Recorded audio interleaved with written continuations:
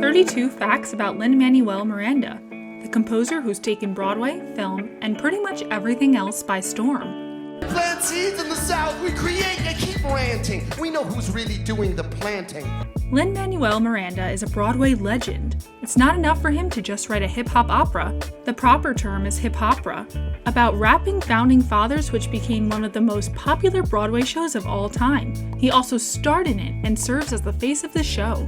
Hamilton has decimated the competition and has made Miranda a Broadway icon.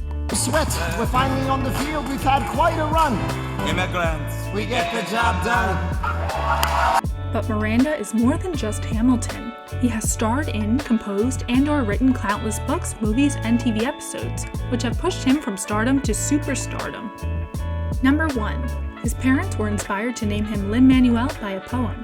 The poem was written during the Vietnam War and called Nana Roja para mi hijo Lin-Manuel, which translates to Pink Lullaby for my son Lin-Manuel. The poem is by Jose Manuel Torres Santiago and from the Miranda's native Puerto Rico. Is Lin-Manuel Miranda gonna get through this interview alive? Puerto Rican. That's a big yes. Wepa. Number 2. His dad was a consultant for the Democratic Party. Miranda's liberal beliefs were certainly not kept a secret.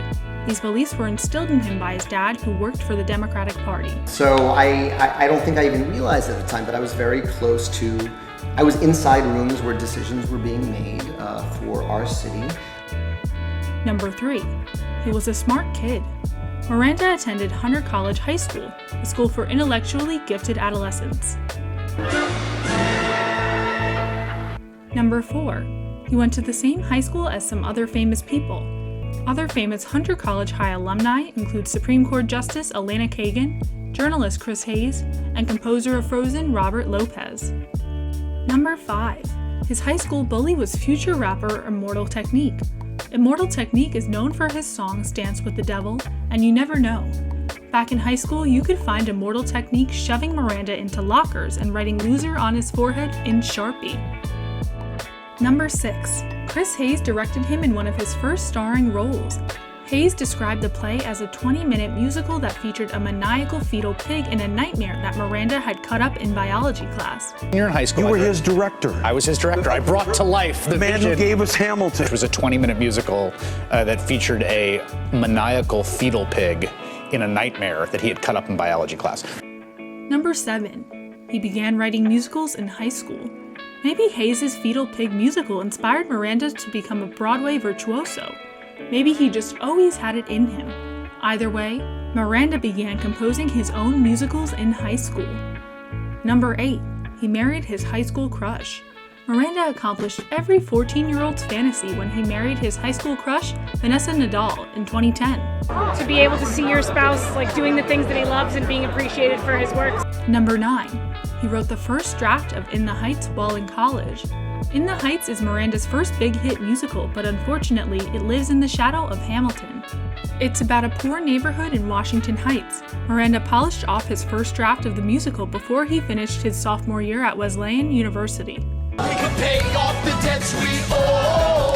Number 10. He named his son after everyone's favorite animated lobster.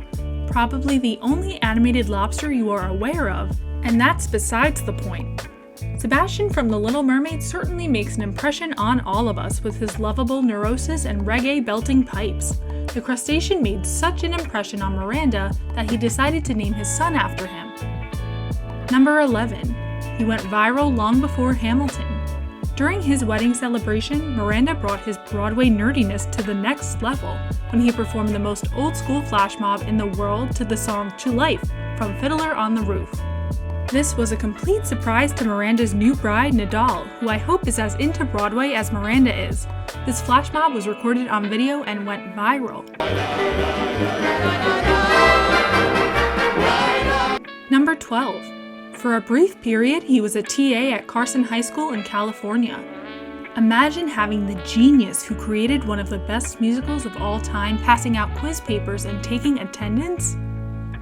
Number 13. He eventually graduated on to become an English teacher.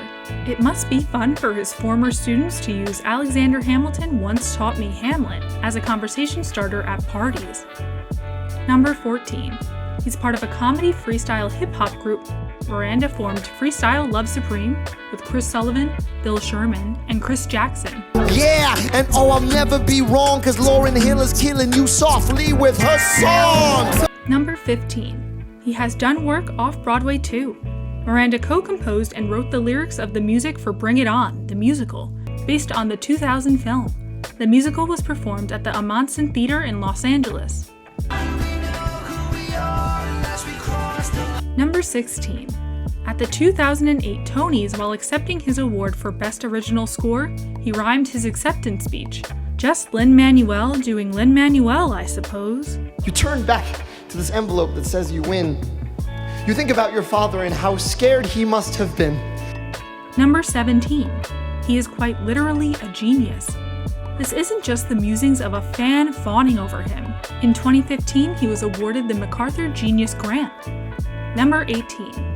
Robert Chernow, the author of the biography that inspired Hamilton, wasn't sure about the musical at first. Chernow was naturally a bit skeptical when Miranda told him he wanted to make a hip-hopera about a rapping version of the Secretary of Treasury he had spent so much time and care researching. His doubt melted away when he found out about how much care Miranda put into the musical. And he asked me on the spot to be the historical consultant. Number 19. Sir Andrew Lloyd Webber had a big influence on Hamilton. Like any real Broadway fan, Miranda loves the work of Sir Andrew Lloyd Webber. Webber composed musicals like The Phantom of the Opera, Evita, and Cats. Miranda says that Hamilton was structurally inspired by two of Webber's works, Evita and Jesus Christ Superstar. Number 20. Hamilton won a Tony for Best Book of a Musical? For those who are not Broadway literate, the book of a musical refers to the spoken dialogue of the show. Hamilton is a hip-hopera, meaning that other than a few lines here and there, everything is sung. So how exactly did Hamilton win for Best Book? Number 21. You'll Be Back was written by house actor Hugh Laurie. Miranda was hanging out with Laurie and he told him he needed to write a breakup letter from King George to the colonies. In response, Laurie improvised You'll Be Back. You'll be back, time will tell. You remember that I said you will. Number 22. The live recording of Hamilton was filmed over 3 days. The filming began during a Sunday matinee. Close-ups were captured during rehearsals right after the performance, and more filming took place over the next 2 days. Number 23. He's a Pulitzer winner. In 2016, he won the Pulitzer Prize for Drama for Hamilton. Number 24. He's a big fan of The West Wing. Yes, the people we fangirl over can indeed be fans themselves. Miranda is a huge fan of the TV classic The West Wing. Had I been in the cast of The West Wing, it would have marked the peak of my professional life. Number 25. He got a whole episode of Drunk History to himself. Ordinarily, an episode of Drunk History is split into 2 or 3 different segments, told by 2 or 3 different storytellers. This wasn't the case for Miranda. When Derek Waters decided to do an episode on Alexander Hamilton, there was only one pop historian who fit the bill. Miranda got the whole 21-minute long episode to tell all the juicy secrets of America's first Secretary of Treasury. If you've ever wanted to see Miranda drunk dialing Questlove, this episode of Drunk History is how you do it. Oh, Questlove's next to me. This is the best shit ever. Number 26. He was very excited about his role in Mary Poppins Returns. Miranda says that it had always been his dream to have a role in someone else's musical, until he was ecstatic about his role as Jack, the apprentice of Dick Van Dyke's Bert from the original Mary Poppins. Number 27. He's written a book. Miranda published his book Good Morning, Good Night, Little Pep Talks for Me and You in 2018. The book is a collection of tweets that double as mini pep talks for his readers. Number 28. The illustrator on Good Morning, Good Night deserves a shout out too. I promise we'll get back to the current king of Broadway soon enough. But first, I have to give a shout out to Johnny Sun, the illustrator of Miranda's book and the definition of a modern Renaissance man. Sun is not only an illustrator but also a screenwriter of everyone's favorite downer of a sitcom, BoJack Horseman. Oh, is it this guy? Oh my God, he's got a gun! As well as a doctoral candidate at MIT and a researcher at Harvard's Meta Lab. He's also working on writing a movie.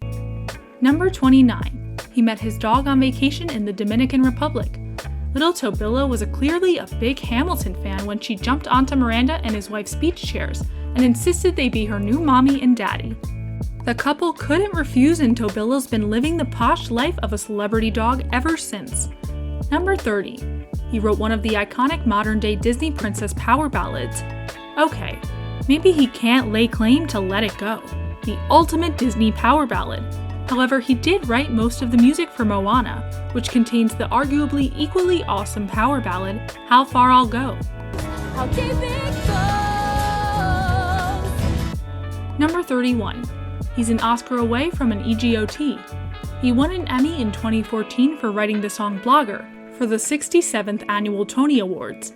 His first Grammy win was for Best Musical Theater Album for In the Heights. He also won a Tony for the score of In the Heights. An EGOT. Not yet. Number 32. He's just going with the Jabba flow.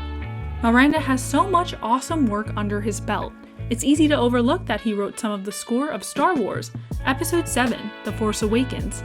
His most notable contribution is the Cantina song, Jabba Flow, which, despite what the title suggests, is not a pose practiced in Wookiee yoga class.